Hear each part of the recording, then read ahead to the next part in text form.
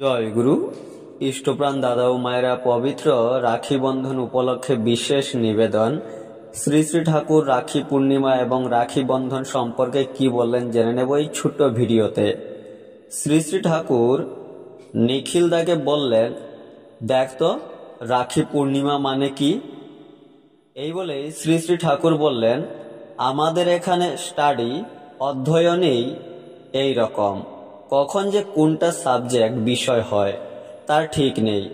আগেও বোধহয় এইরকম শিক্ষার ধারা ছিল। নিখিলদা জ্ঞান দাসের অভিধান নিয়ে আসলেন। তাতে দেখা গেল রাখি মানে রক্ষা বন্ধন সূত্র এবং রাখি পূর্ণিমা মানে শ্রাবণের পূর্ণিমা। এই দিন শ্রীকৃষ্ণের ঝুলন যাত্রা শেষ হয়। এই সময় রক্ষাবন্ধন করতে হয়।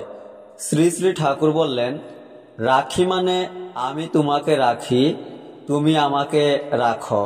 রাখি বন্ধন সংহতির একটা পবিত্র আনুষ্ঠানিক রূপ।